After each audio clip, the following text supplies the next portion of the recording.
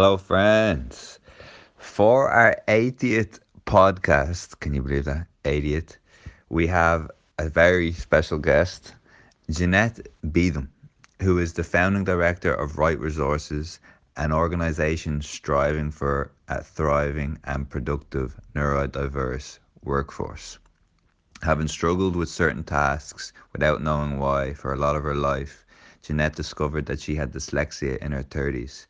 This inspired her to learn more about the neurodivergent world and to support those with neurodivergent conditions, i.e. those who process information differently compared to the neurotypical population. This conversation covers a brief definition of the most common neurodivergent conditions before discussing why many go undiagnosed and why many do not inform their employers about their condition. We then move on to the crucial work that Janette and Right Resources are doing regarding neurodiversity in the workforce, including the training and accreditation program titled Dyslexia Champions. We learned so much from this episode, and I'm sure you will too. Janette is a very kind soul, and we were very grateful to have her on. This will be our final podcast of the year, friends. We are taking a well-needed pause. Thanks so much for your support, and we'll be back in the new year with new vitality. All the best.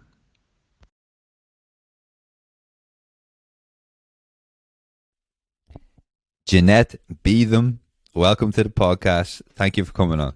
Thank you. Delighted to be here. Thank you for inviting me. No, we're really glad. This is a topic that's kind of new. Glad this is a topic that's kind of new into my kind of discoveries of how we're looking at mental health, how we're looking at brain health, how we're looking at from different perspectives. And I came across your work with Right Resources, and delighted that you accepted the invitation, and very much looking forward to this conversation. I think this conversation will but I was doing a little bit of research, and I couldn't believe because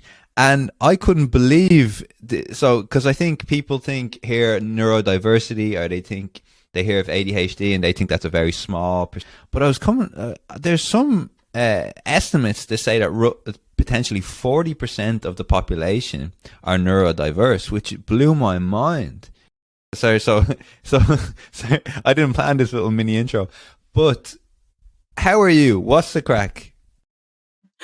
I'm very well, thank you. I think we kind of threw you at the beginning because the way you pronounced my name. We were laughing, weren't we, before we started on this? So I think you were wrong-footed to start there, Jim, which was a bit unfortunate. But I'm very well, thank you. And in fact, I had to wipe a little tear away from my eye because I was laughing so much before we started. So you pronounced my name absolutely perfectly. So thank you for that. And yes, I'm very well, thank you. Yeah, I've had a good day. I mean, my day's been quite sort of different because unfortunately I had to go to a funeral today, but it was for an old family friend, and it was more of a celebration of life. Obviously, it was sad, but a celebration of life. And I've worked with a few clients today, so I've had a great day. Really, thank you. Mixed. Good to hear. Happy. I said as well just before the podcast that it is nice when we can use or have funerals and have an element of celebration, but usually that requires the person who is deceased to have kind of reached a certain amount of years in their life. It's very hard to for the funerals to be celebrations when people are very young, or it's a sudden death. But I'm delighted that you could have that experience today. And for the listeners, this is probably the first time that I experienced a little bit of mini bullying from the Brits. No, I joke.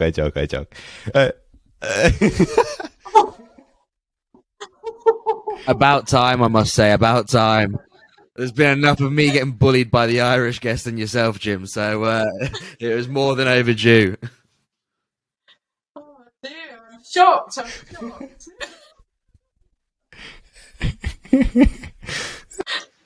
Neurodiversity. I'm taking it. Okay, Janette. So for people who are like, Jim, what are you talking about? All these this is to tell us a bit about yourself. Tell us a bit about yourself, your job, and how you ended up doing what you're about yourself, your job, and how you ended up doing what you're. Okay, it's difficult to know where to start, but I suppose really if I position it as to my education, my early education, then it kind of leads forward to why I do what I do, really. My experience in education was not very positive. I really struggled, and I didn't know why. I was probably a teacher's nightmare, because if you're not able to engage and do well academically, unfortunately, what happens quite often is you need to fit with your peers in some other way. So you either become class clown, or maybe you mix with the wrong crowd and get recognition for things you shouldn't be doing. I mean, that's why we have an awful lot of neurodivergent individuals within the criminal justice system, for example. It's one of the reasons. I'm not saying it is the reason, but I think you can start to see how that's happening if people are not able to achieve in education. But I didn't know back then that I was neurodivergent, or I had, I processed information differently to other people. In my early years in the workplace, I was quite successful, you could say. I seemed to be good at my jobs, but when I was offered promotion, I would balk at it. I would seek alternative employment, because it's easier to be out of your depth in a new environment than to be out of your depth with people who know you. And I very much had imposter syndrome. So that's my kind of foundation, but it was years before I realised that what I was struggling with was actually being dyslexic and having a neurodivergent profile. So in education, I didn't do very well at all. And it was only in later life as a mature student that actually I realised I wasn't stupid after all. So I suppose that's a starter. I don't want to dominate, but is that a good enough starter for you? That's fantastic. A lot of questions that popped into my head. The first one, I guess, was just what then happened in your life, Janette, where you then said, I am dyslexic. Came a long time later. It came a long time later. I had struggled with my mental health. People don't realise that it affects you. It's not just about. I'm what you would term a literate dyslexic. So it's not reading and writing that are my main challenges. Okay, it's the processing that underlies that cause me challenges on a day-to-day basis. Okay, and so just to unpack that a little more, would that mean that your ability to process long strands of information is not the same as someone who doesn't have dyslexia, doesn't have dyspraxia? Like when you listen to a 5-minute or a 10-minute lecture, does that mean that you might need to pause it more often, say, than the average? Yeah, I mean, if I cut through to the basics when it comes to my short-term memory and my working memory, my short-term memory is quite restricted, and that's a common thing for somebody with a dyslexic neurodivergent profile. And so if you don't have these challenges, you can hold in your short-term memory something between 5 and 9 things. It's a bit like having a memory shelf. But if you have the challenges that I have, I can struggle with holding 3 things. Like when we were talking about, you were giving me my little bit of prep before we came on air today, which was great. And I said to you, if you could just ask me one question at a time, that would be really helpful, because holding one question and then processing my answer, I should be okay. But if I get multiple questions or a question within a question, I won't remember what you've asked me. I'll either have dropped that completely, or I've remembered one part or the other part, and what's happening is it's overloading me. So and you say about lectures, yeah, you're remembering fact after fact after fact.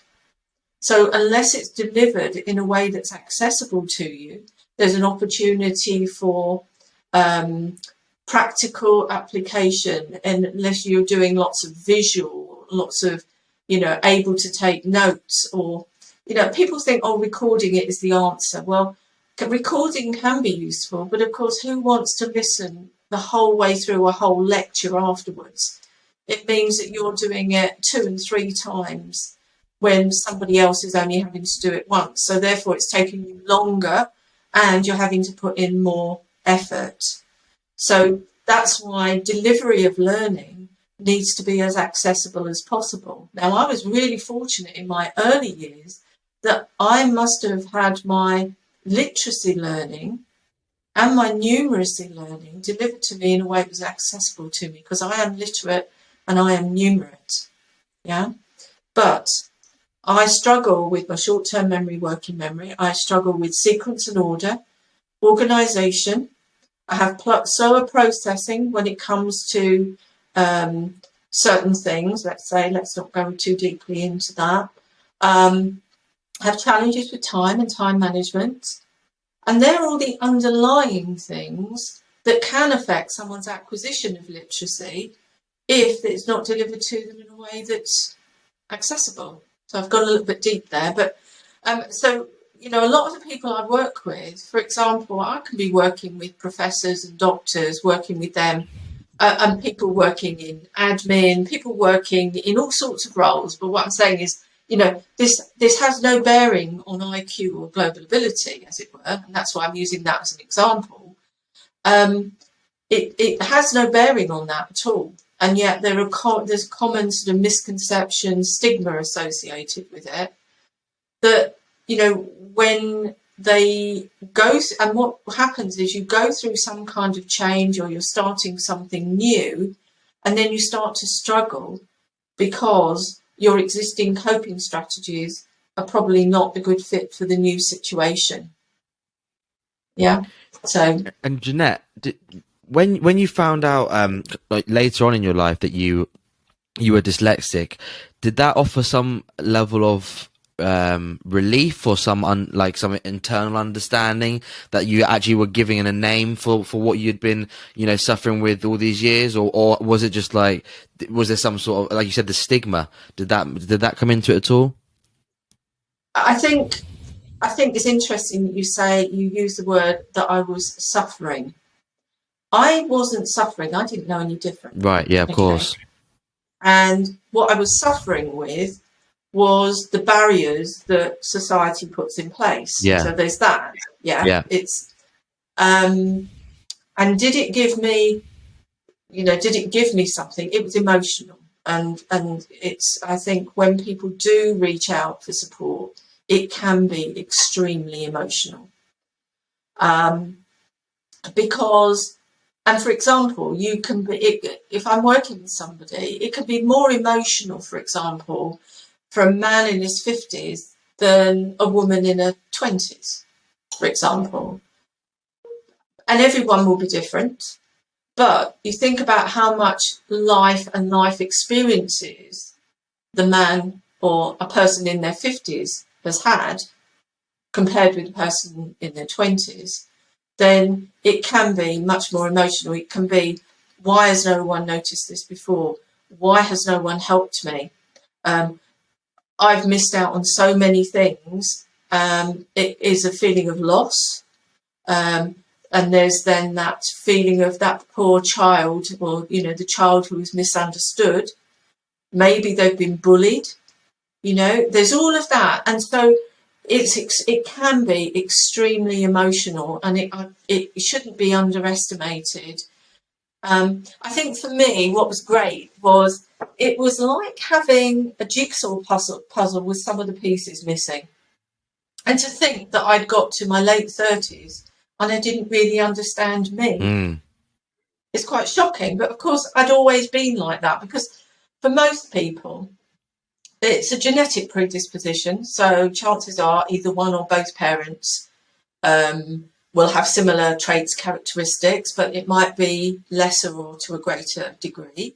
It may not be really noticed depending upon the type of job they're doing. For example, if somebody is a groundsman doing outside work and everything else, no paperwork, not having to really worry about sequence and order organisation and just doing very physical work, then actually, some of the strengths commonly associated with dyslexia, which is being practical, hands-on, creative thinker, innovative, then they're able to use those, and actually their dyslexia might not be noticed, and actually what they've been able to thrive on are the recognised common strengths associated with being dyslexic neurodivergent, for example.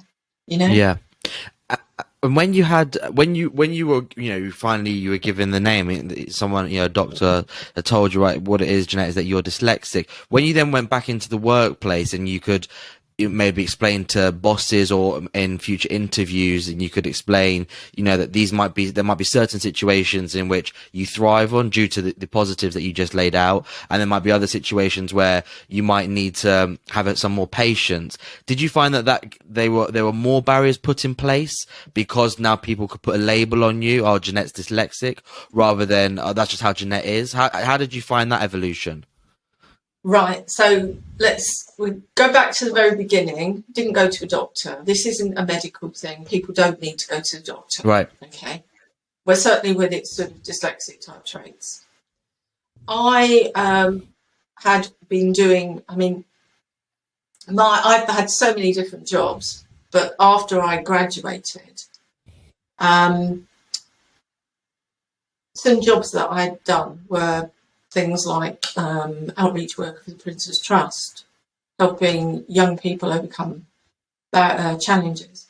I had worked for a Centre for Enterprise and Business Development at the university, linking long-term unemployed graduates with small businesses and moving them forward on projects. So that it was a win-win for the graduates and for the businesses. I was also area manager for the Prince's Trust. So I'd done a lot of work with disability, overcoming barriers, all of that kind of thing. I was a business advisor with Business Link, and I was one of the first UK qualified social enterprise advisors, and worked on a government project. So I'd done all of that.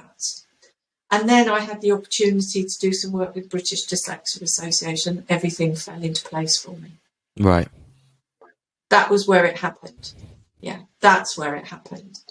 And I'd done my studies and did all of that. And it was really around helping to raise awareness. And at that time, I was working in schools, colleges, universities and workplaces, working with teachers, parents, governors, raising awareness of not just dyslexia, but neurodivergent conditions, but actually workplace is my passion. Now, when it comes to what it feels like in the workplace, I had been made redundant 3 times in my life. And the third time of being made redundant, I decided I'm not going to have this kind of come to me without me seeing it. I'm going to strike out on my own and become self-employed at that point. And so when I was doing work with British Dyslexia Association, I was white labelling for them. So I would be saying I'm working for them, but actually I was self-employed. And then after that, gradually, I then set up my own business. And that's where Right Resources comes from. Because I could see that there were gaps that needed filling. And that's why I then started developing programs to fill those gaps, as it were. So I just want to pick up on that question you said, what it's like in the workplace. It varies for people. It really does vary, but it's not comfortable, okay? Because people don't generally, there's some great organisations where they're really being proactive with all of this, so I'm not going to generalise, but there are a lot of workplaces that it's a veneer. They're saying that they are neuro-inclusive and that they provide support, but it's what people find when they're actually working there may not actually reflect that. And it may be more of a reactive approach, for one thing. But one of the reasons why people feel reluctant to seek support or take a proactive approach is because they fear bullying, they fear discrimination, they worry that it's going to affect their credibility depending on the type of job they're doing. They don't want to be passed over for promotion, all of that, because there are these still inaccurate stereotypes. So it really depends which workplace you're in as to whether you feel comfortable. And then if you do feel comfortable, it really very much varies in terms of what is available for you and whether you're having to find your own way or whether there is support available. So in an ideal world, you would talk about it. You'd be able to talk about your strengths, saying how your strengths have helped you up to now, and then say there are a few things that might help me and I'd really like a workplace needs assessment. That's the ideal world, and that is really, certainly in the UK, that's what people should be able to access. Actually, if you understand the situation and the fact that by taking a proactive approach globally, we should be ensuring that people can reach out to for a workplace needs assessment anyway, because what we really want is happy, productive, engaged members of staff. And if people are not feeling supported, if they're struggling, we're not going to get that. It's going to impact on their well-being, their mental health. And we've talked about the great resignation. It's very much the case, if they don't feel supported, they can't reach out for support, they're going to leave. And there's a huge cost associated with that, not only in terms of recruiting, replacements and everything else, but the knowledge capital, what that person has developed and gives to the company that they've been able to use and share over a period of time. So we really want organisations to have accurate awareness, not just of challenges, but also of strengths, and realise that these are people who think differently. Everyone is different. We're not all good at everything, but it is recognised that the strengths areas, some of those that I mentioned earlier, are highest amongst dyslexic and neurodivergent individuals generally than when compared with the general population. And of course, we need people who think differently because they're the ones who are pushing us forward. Yeah. This is very enlightening, Janette. And just before we continue, I think it might be beneficial for listeners just to quickly go over what may constitute as neurodiverse. You've talked about dyslexia, but for listeners who maybe are not too familiar with dyspraxia or with I'm sorry, I can't pronounce it, Janette. You're going to have to help me. Do you mind just giving a quick little... Dyscalculia, I think you're after there. That's exactly what I'm looking for. Dyscalculia, it's fine. Do you mind giving the listeners and Seb and myself just a quick little brief overview of these other conditions? And thank you. Yeah, fine. Okay. So let's talk about the terminology then to start with. This word neurodiversity is actually relatively new to our vocabulary.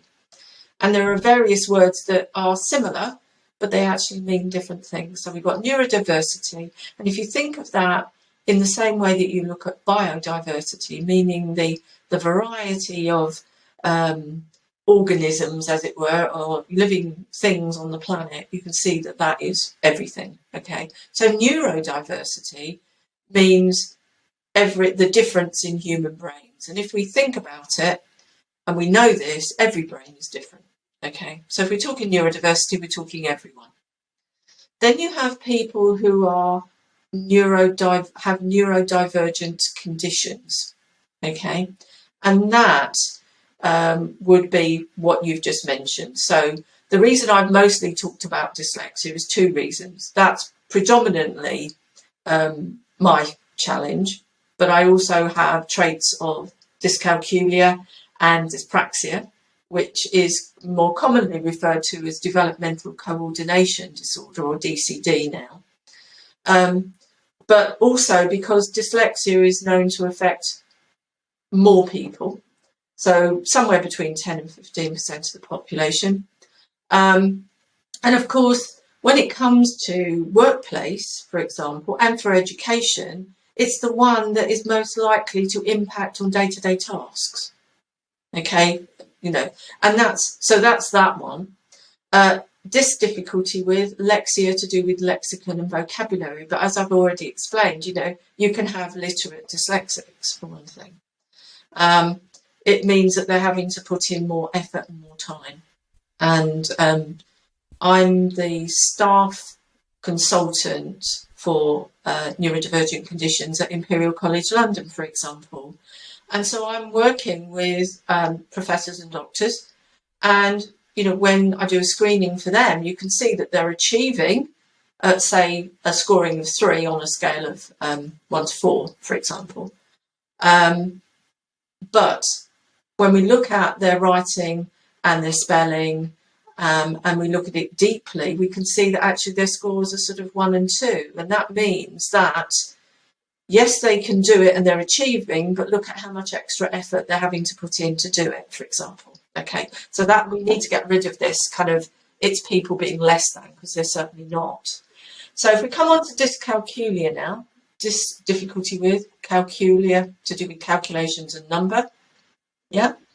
Let me just look at my stats. I think that's around about 3 to 5%. Let me just, I've got, no, 5%. Okay. And the underlying processing differences associated with dyscalculia are very similar, if not the same for most people, as dyslexia, because what we're really doing is we're looking at a different set of symbols. That's it. Okay. Dyspraxia. The wording on this, difficulty with and praxis, is about taking an action and doing. And I think the stigma and common misconception on this one is purely about gross motor control. At one time, people would think it was about clumsy child syndrome, for example. It's not just about children. And, you know, it's not about, I mean, I think it's a bit cruel to say that, you know, to say clumsy child, but I probably was that clumsy child. But it's not just about gross motor control. There's at one time we were talking about dysgraphia, which is difficulty with graphia handwriting, so it's fine motor control as well. That all comes under dysgraphia now, when we're talking about that. But also it's about planning and carrying out an action. So it's, for example, if I go to walk out of the door, I might walk into the door frame because I haven't finished planning the action before I take the action. So that's what's happening.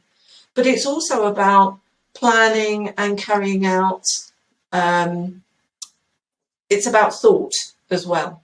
Okay, so it might be your difficulties with organisation, and you might see the individual parts of something, a project, but difficult pulling it together. It's that kind of thing. So it's quite varied. Again, has no bearing on IQ. None of these do. ADHD, attention deficit hyperactivity disorder. At one time, we would be talking ADHD and we'd be talking ADD. Now we tend to talk about ADHD with or without hyperactivity. ADD, more of a dreaminess and being distracted. ADHD, a lot of hyperactivity, maybe struggling to sit still and concentrate, very distracted. At the moment, I mean, it's vast, and it's not something that I can really spend too much time talking about now, but there are a lot of people with ADHD type traits and characteristics coming forward now to try and seek support and help because of going through this period of COVID and lots of home working. Finding it very difficult to cut off because they're doing a lot of hyper focus, which can be a good thing to get hyper focused in a project and whatever, but no clear cut off between work time and home time. not using their energy that they would have used on the journey to work, for example, maybe not being able to go out and do sports, that they were using their energies and it was good for their mental health and their sort of brain chemistry, and helping them to kind of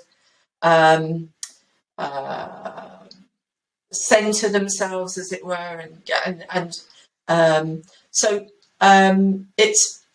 it's far more than that, and but there's a lot of people now coming forward and realizing that they're struggling, and these are people that do need to go and see their GP, because they need to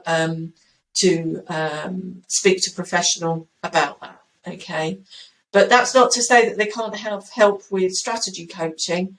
I'm working with over the I don't know, months. I've been working with quite a lot of people with ADHD type traits, struggling with their work tasks, struggling with being able to switch off. But great strengths, enthusiasm, creativity, big picture. Everyone is in an individual, and their challenges will be unique to them. So again, we need to balance this with strengths and challenges. But of course, we need good nutrition. We need exercise. We need training. When I say training for the brain, we need time for the brain to rejuvenate, as it were. So, that kind of recreation for the brain. So whether that's meditation or yoga and things like that. But also what we need is sleep. And quite often people with ADHD are struggling with sleep because of they're not being able to switch off. And some people are actually using, for example, I worked with somebody a little while ago who found that they were drinking more because it was helping them. We're seeking other ways to try and manage, but that's not everybody. I'm just saying that's one person. But then what we've not done autism and autism spectrum. Yeah. Okay, and we're talking probably 1% of the population. And, there's common misconceptions about autism spectrum. It is a spectrum, and you meet somebody on the autism spectrum, you've met one person. There's a lot of stereotyping. We know that the common traits and characteristics are challenges with social interaction, social communication, social imagination, but actually we're all unique. And we know that there is quite often a love of or a preference for routine and sameness. And of course, a lot of those individuals may well have really struggled with COVID because of the uncertainty and changes to their work situation, and maybe working at home has been fine, but now we've got the uncertainty of what's going to happen next, as it were.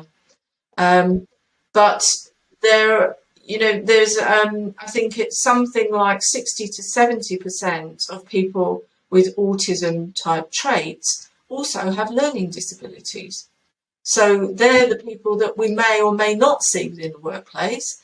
But then you've got people on the autism spectrum who are, and I mean this in a general of average intelligence, way beyond average intelligence. All of this. You can be not very bright and be neurodivergent. You can be very bright and be neurodivergent. Anywhere in between.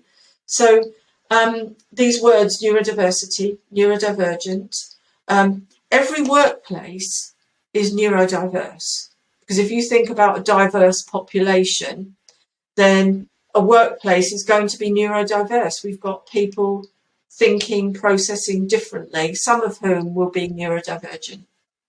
And Janette, I wanted to ask, I work in the corporate world, and I was just thinking when you were talking there, and there may be people in the company, I'm sure there are, given the stats and the percentages that Jim laid out at the start of this podcast, and maybe people in my own company who are neurodivergent and I'm not aware of them. But I was thinking about how if there was someone in my company who was neurodivergent, or who was going to start in the company who was neurodivergent, and in the corporate world it's so cutthroat and it's all about efficiency. It's all about who can do things the quickest, who can learn the quickest, who can be the most efficient in terms of thinking, which ultimately will save on the, save the money for the company and so on and so forth. How do you go about promoting the benefits of hiring these neurodivergent people? Because and this might be a gross generalization on my part, but a lot of the CEOs that I've come into and I've spoken to and that own the business that I've worked for, I can't imagine them having the patience to say, oh yeah,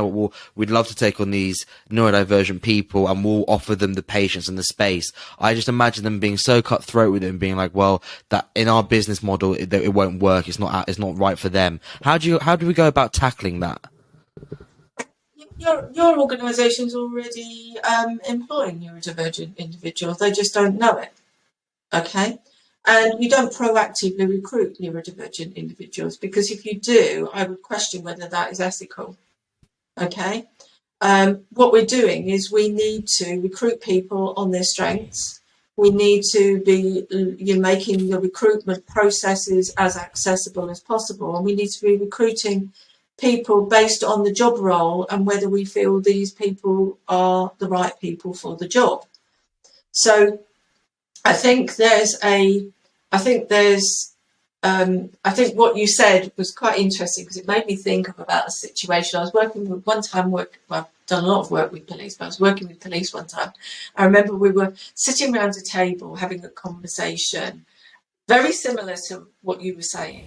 And it's funny that you've got your football gear on and you're going off the football later, because actually I use the football analogy. Not too in depth, because I'm not that, I'm not a football-y person. But you were saying, people need things done quickly, and you said about thinking quickly and everything else. And I said, well, if you can have a football team of really fit, fast players, but what if you haven't got anyone who can score a goal? Now, we need people who think differently.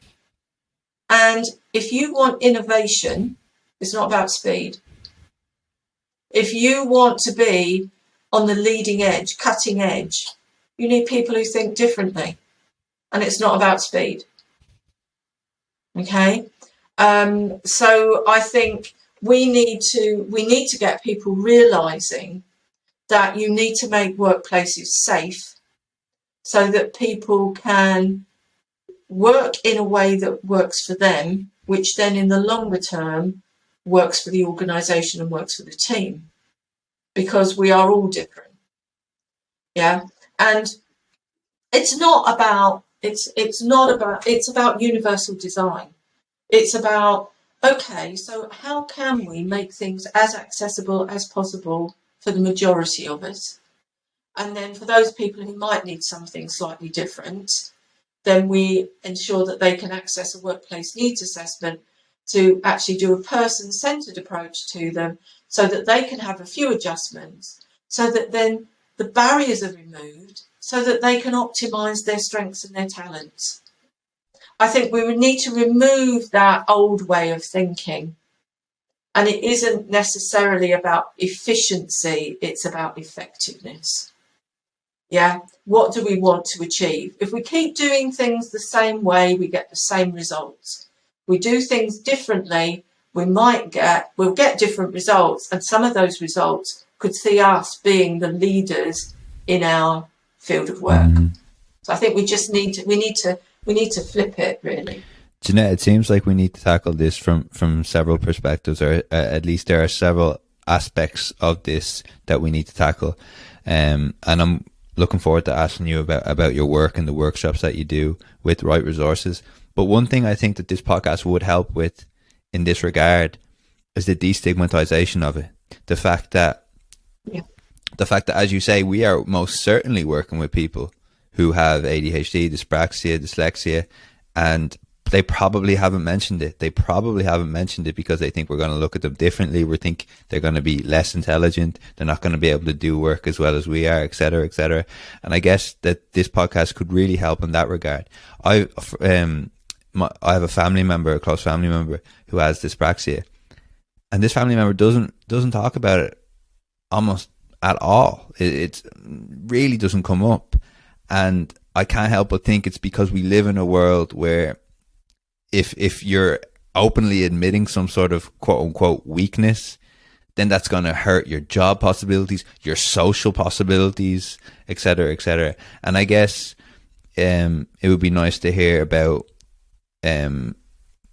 your role in destigmatization, and maybe what would you recommend to the listeners who want to facilitate co-workers and friends, just to say, hey, yeah, I do have this, and I do process information differently, and it would be great if you could respect that. And in fact, maybe our relationship will get closer. Maybe, as you say, we could work better once you acknowledge my strengths. Yeah, I think it's interesting. We're none of us are good at everything, and I think we need to acknowledge that. Yeah, so we're all different, but I think first of all we need to realise that people probably don't understand their own profile. If we go back to my it was a real revelation to me as to why I'd struggled with so many different things and struggled with things in day-to-day life, not just work, and I still have, well, probably not so much now, but I was having light bulb moments, as it were, doing things on a day-to-day basis afterwards and realising, well, that's why I struggle with that. That's why I struggle with that. I didn't understand about the processing. I'll give you an example, and I'm going to come back to dyslexia again. I'm just going to go back to the stats that you gave in the beginning. What we tend to be talking about really is somewhere between 1 in 6 of the population and 1 in 8 to 1 in 6 of the population. So if you said 1 in 7 is neurodivergent, okay? Depends on the research you look at. So if we said, because we're talking about specifically around neurodivergent conditions, if we said 1 in 7, so it's huge, okay? But if we talk about dyslexia, I was asked to go and do a workplace needs assessment with somebody. It's a good few years ago now. And I got some background before I went there. And it was so obvious when I met with her that she was really, she was on the verge of a breakdown.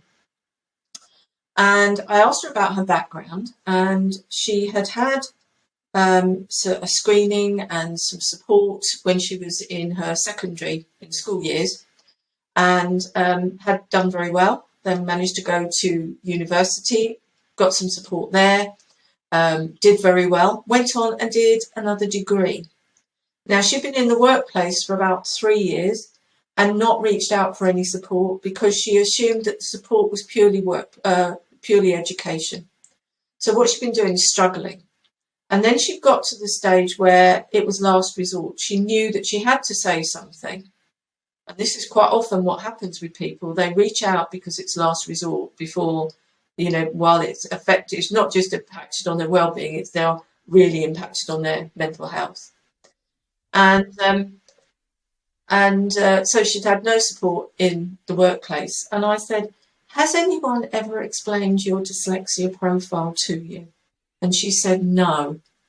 Now, that is shocking, because how many missed opportunities were there throughout her education for not to have that explained to her? The assessments that she'd had been qualifiers to enable her to get study skills support, extra time in exams, things like that, but not the transferable skills that she needed for life.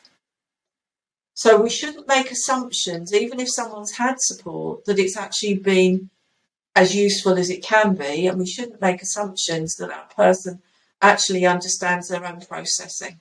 So there's that. Now, I said, would you like me to explain it to you? She said yes. We did a couple of things, and she just dissolved in tears. Why has no one explained this to me? Oh my goodness, you know. Anyway, I did some work with her over a few, the sort of couple of months afterwards. We did some strategy coaching, put some things in place. And I'm very pleased to say that at the end of that year, she won an award. She was given an award for her work. And she didn't look back after that. And she was an international human rights lawyer. And one of the things that she struggled with was black on white on a page. And she had visual processing challenges. And so letters and words were buzzing on the page. So you think how much she'd had to read in a font which was Times New Roman in a size that was too small throughout those 3 years of work. Now, one thing I would say here, and I think it's an opportunity for me to sort of say this, is that letters and words moving on a page is not dyslexia. Letters and words buzzing, moving, whatever, can happen for a variety of reasons. Can be called visual disturbance, visual processing. You know, you can have that and not be dyslexic, but if you're also dyslexic, you have that and dyslexia, but it just makes things worse. Okay, so there's that. So going back to, you know, your family member, Jim, sorry, I'm just trying to trace back to where we were. They may not really understand how it's impacting on them a day-to-day basis because they've always been that way. And that was the same for me. I'd always had those struggles. I just thought, actually, I'm pretty rubbish at all of this. And if someone, and I remember somebody saying to me, what do you want to do? And I, as I was growing up and everything else, in my head, I always knew I wanted to find something that I felt I was good at, because actually I didn't feel I was good at anything. And that even now makes me feel quite emotional, to think that I felt I wasn't good at anything.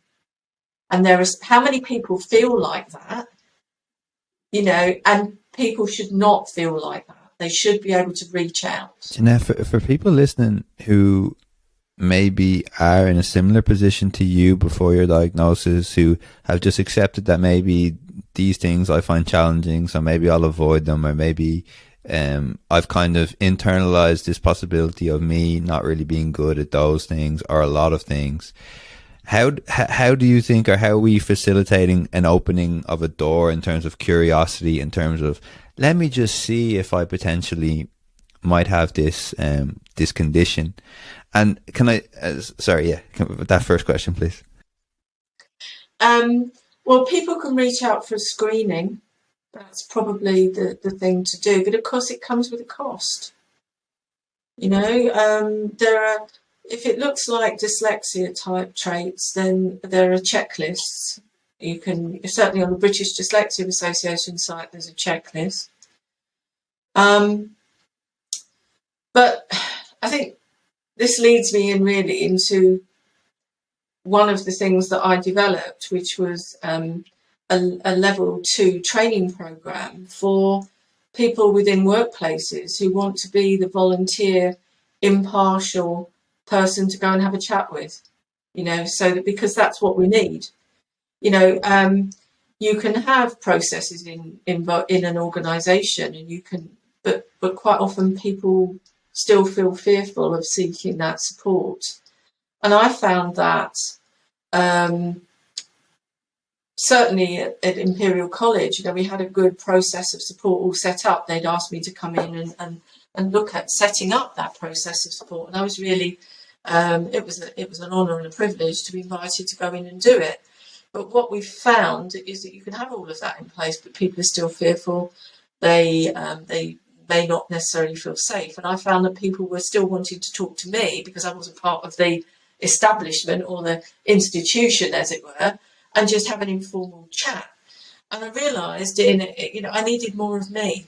There needed to be more of me, and so I developed a program called Dyslexia Champions, but actually we cover neurodivergent conditions, so that those people are the impartial, knowledgeable signposters. You can go and have a chat with them over a cuppa, you can talk to them about the struggles or challenges that you're experiencing.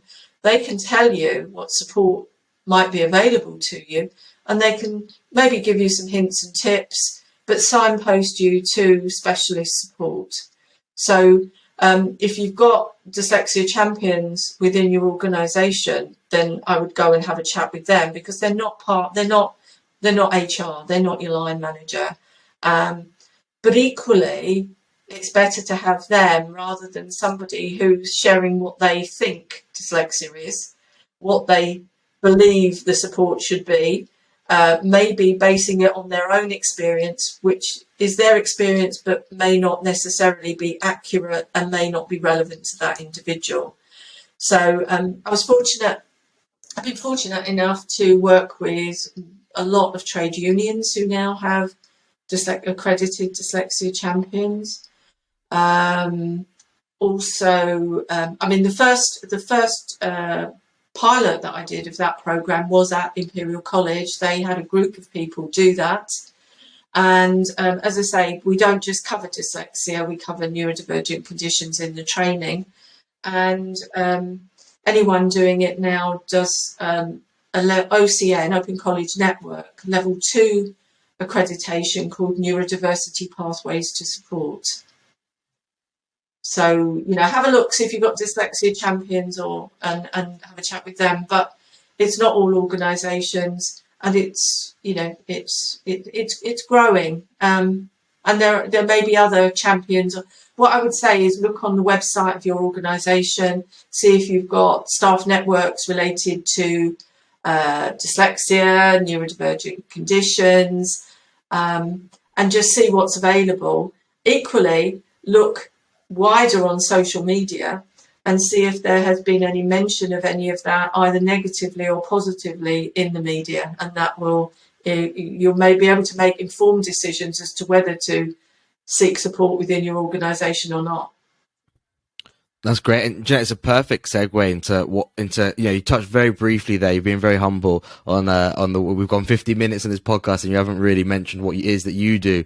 And I think there'd be a special place in hell reserved for Jim and I if we finish this podcast without giving you the chance to talk about what it is that you do, because it is some really inspirational work. So, completely open floor. Could you just describe to people, what it is that you do with the organisation, and for people who maybe are wanting to find help, or maybe some of the projects that you're involved in could be really beneficial to them. Just go on a monologue here. Feel free just to absolutely get on the mantelpiece and just say what it is that you do, because that's the reason. Well, that's how Jim found you, and it is some really inspirational stuff there.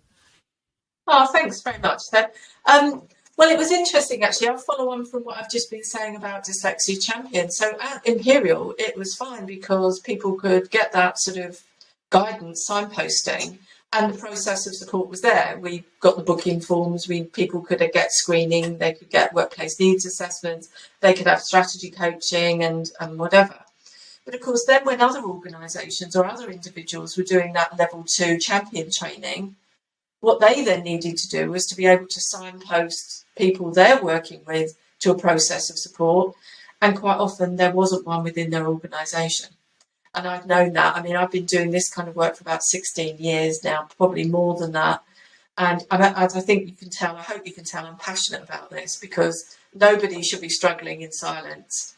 And also with my business background, businesses, organisations are missing out potentially on neurodivergent talent and strength. So anyway, so the next thing was that actually I realised we needed another training programme. We needed a training programme for those people who are in organisations who want to put in place the information infrastructure and policies to have a neuro-inclusive workplace culture. So head of talent, head of HR, then neurodiversity leads, things like that. So I developed a program called Neurodiversity Aware, which is a level 4 program. So there's the level 2, they're kind of the foot soldiers. And then you've got the level 4, and I work on that with Professor Amanda Kirby, who is a professor of neurodevelopmental conditions. And we've done that with, we've worked with leads in some senior leads. I'm struggling now. I'm getting tired.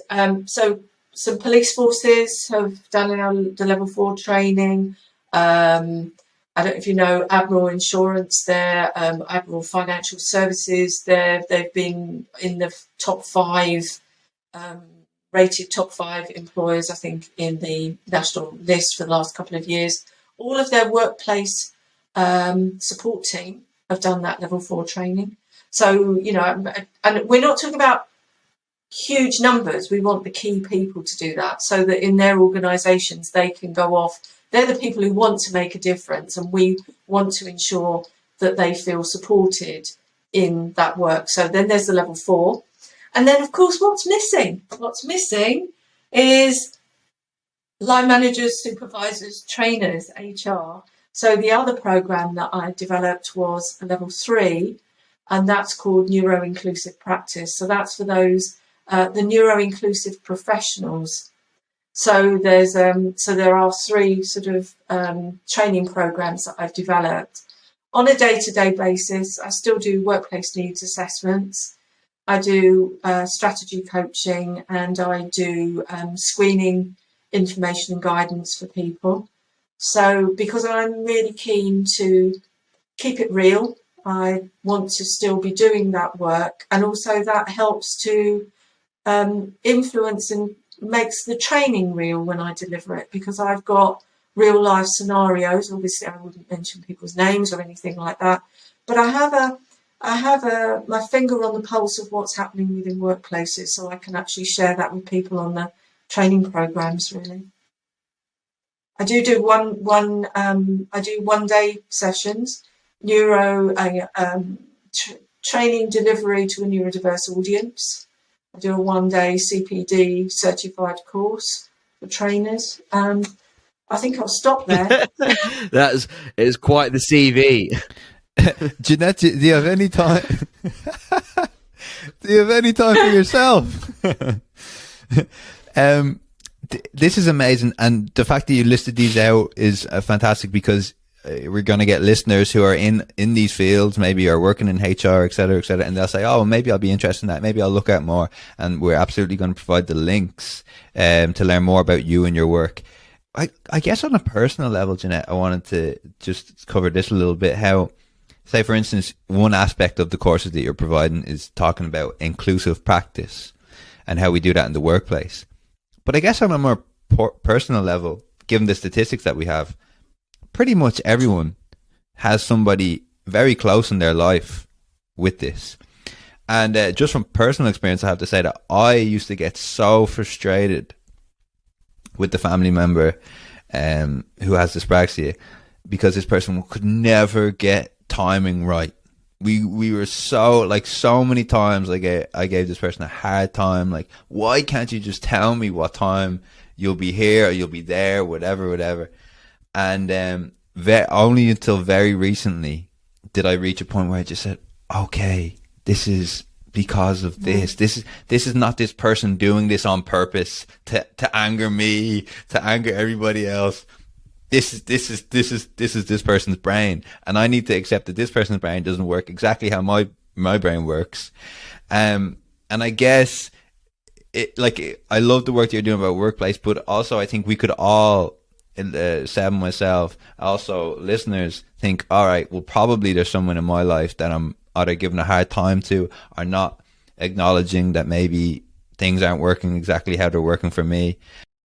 Yeah, I think you can see how this can affect relationships. You know, you can see how it can impact on work relationships, home relationships, all of that. And the other thing that I should mention as well is that overlap is the rule rather than the exception. So that means, you know, we haven't got a dyslexic brain and an autism brain or autistic brain. We've got a brain that may be predominantly one of those neurodivergent conditions, but actually overlap is the rule rather than the exception. So as I mentioned earlier on, predominantly me, dyslexia, but also, you know, dyscalculia, dyspraxia, DCD. So, you know, we need to appreciate that we're all unique. And I think we need to move away from this thing of them and us. It's not them and us, it's we. We're all processing differently. And you can know, it may well be that you know some of the people who are neurodivergent, but actually, who do we not know in amongst our either family or the workplace who are neurodivergent, but actually they're not struggling with it at the moment, or they're being able to camouflage, which means they're putting in extra effort to cover it up, or not cover it up, but to go unnoticed, as it were. Yeah, so there's that. And because, you know, I said I'm neurodivergent, from what we've talked about, the two of you are not, but actually one of you may go into a new job where actually the demands are completely different from what you've experienced so far. And 3 months into that job, you're not coping and you don't know why. It may well be that you're neurodivergent. And that's when you have a screening and then you discover it. So it's really important to move away from this. I think there's quite often people talk about neurotypical, and that has this thing of them and us. It's actually, we've got a neurodiverse workforce, we've got a neurodiverse population, and some of those will be neurodivergent, and quite honestly, we don't know who is and who isn't. So we need to just be open to it, make things as accessible as possible for the majority, and then be able to provide support for those who may need it. But we need it safe, we need safety. Mm-hmm. And psychological safety is key to ensuring that we optimise or maximise the potential of the people we've got within the workforce already. Because a lot of people, I don't know if you know that Maslow's hierarchy of needs triangle, yeah? There'll be a lot of people who are just, they're number one, and whether you know that or not, but there'll be people in work who are just keen to keep their job so that they can keep a roof over their heads and food in their belly and clothes on their back and feed their families. Yeah. And there'll be people in workplaces who are only doing that, which is really, really sad, because there can be so much more to working life than that. And, they're living with a risk all the time that they may be found out, and that's that imposter syndrome. Yeah. So sorry, I've moved away from the personal stuff, but yes, and I mean, one of those areas around the personal stuff, and I don't want to go into it, but yeah, I mean, personally, I experienced that, and it wasn't until later in life that I realised that I process information differently, and it very much impacted on a close personal relationship, which ended up in marriage breakdown. So yeah.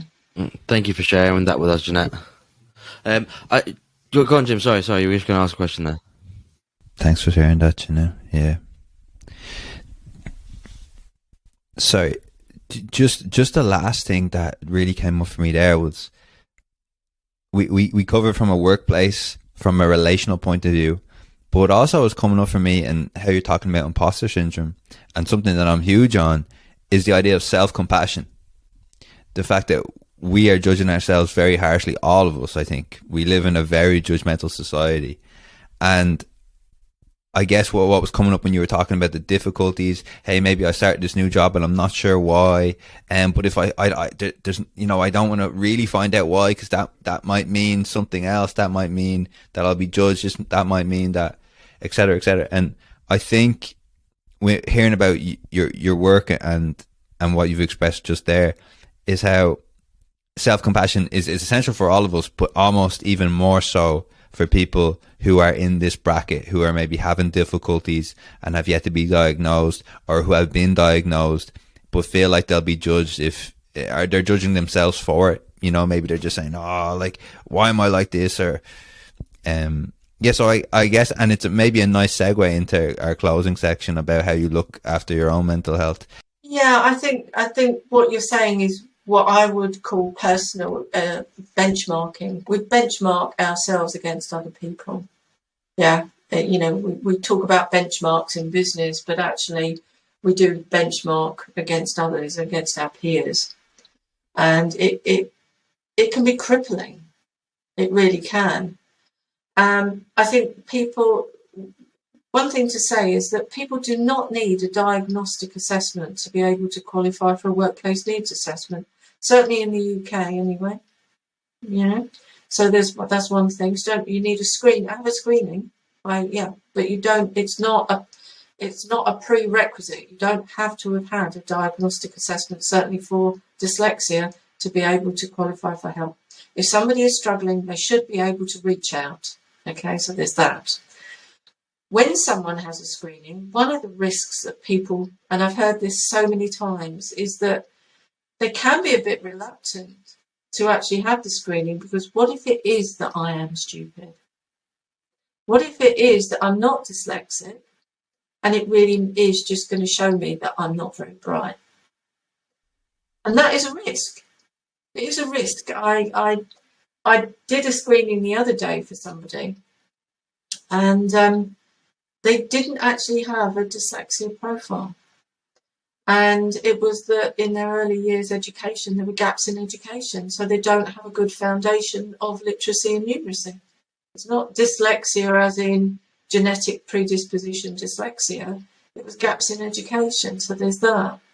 And I think people need to prepare themselves for the fact that, you know, some people are avoiding screening because actually they use it and they're leaning on it as, you know, dyslexia is the reason. So therefore, you know, so they use that. So it's not many people. I haven't encountered it that many times, but I think everyone is different.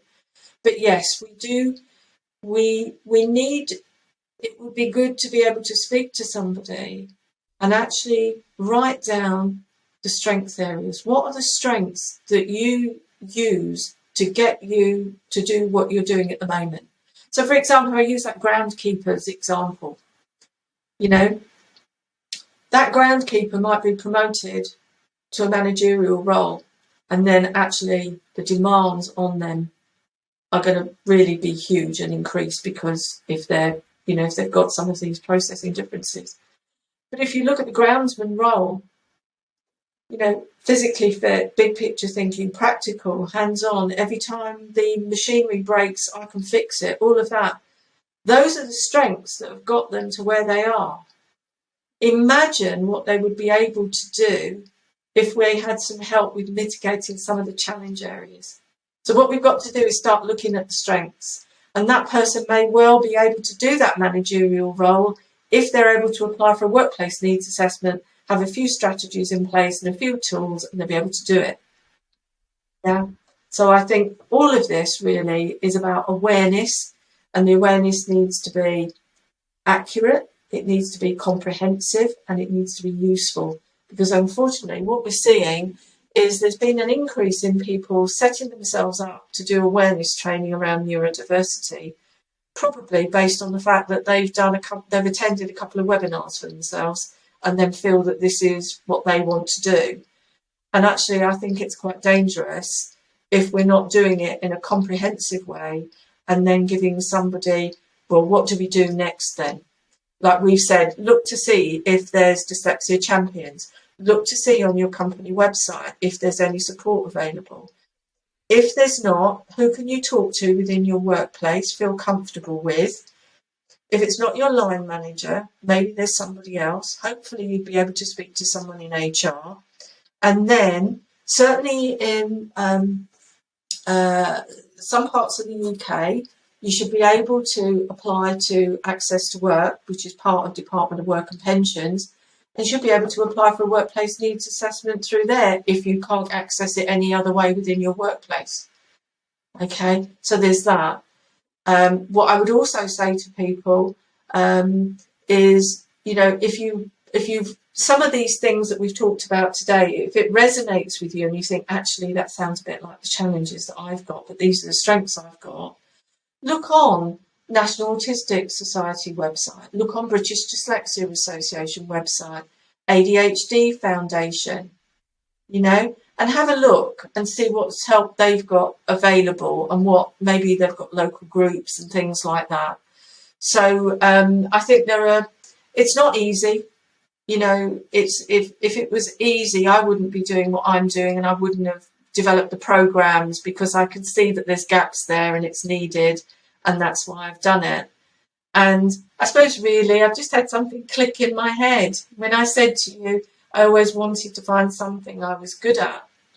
Actually, I see a gap, I see a need, and I develop something. So I suppose really creative thinking, you know, and when I look to the strengths of my associated with me being neurodivergent, I think that's probably, I think that's probably it. Perfect. I'm not perfect. I'm way off perfect. I'm learning all the time. And, you know, I'm very, I feel privileged to work with Professor Amanda Kirby. And the good thing is that I don't have to read all of the research. She goes at 110 miles an hour. It's a bit like tortoise and the hare, you know, but she feeds me all the really useful bits of research that I really need. So I, you know, and we work I believe we work, our skills and the way we process complements one another. And it's great working with her on that level 4 program. So I'll stop talking now, guys. No, you're the guest. If you stop talking, I know what we'll do. Listen, I think it's a great place to end the podcast. And before we do end, we always try to ask our guests what is it they do that they to help them keep on top of their mental health and to help them just keep tip top. I know we've spoken before the podcast about your dog. I wonder if maybe the dog has anything to do with some of your practices that you might do on a daily basis or weekly basis. But if you have any tips that you could share with us and the listeners, we'd very much be appreciative. Yeah, I'm very fortunate that I now live near some water. I live on the coast, so walking the dog on the beach is wonderful. I feel very privileged to be able to do that. But my dog, yeah, she's my baby, our baby. We were in Greece at one time, and where we were staying, she was living under a half an oil drum in the garden, and she was skin and bone and needed parents, and she found us. So yeah, I love walking the dog, spending time with my husband, and I also need quiet time. I really struggle with background noise. So for me, just somewhere peace and quiet. I stand on that beach and I stretch and I do my kind of neck and back exercises and just center. And it's like, wow, it's just lovely. Just those few minutes to myself on the beach but any open space really. It's lovely. Great stuff. Well, thank you very much for coming on, Janette. We really, really appreciate it. And I know you're a bit hesitant to start with, but I think you've done yourself massively proud. So yeah, thank you for having the bravery. Seb's after muting himself unbelievably. Janette, I wanted to say that I'm so happy that you found your niche. I'm sure this will prove very uplifting for people who still feel like I'm not sure what I'm good at. I don't think I'm good at anything. And then, as you say, you're using your creative advantage, almost your creative inclination. You found that gap, you persevered through that gap, and now the amount of people that you're helping is so uplifting, so inspiring. Thank you so much for agreeing to come on the podcast. Thank you.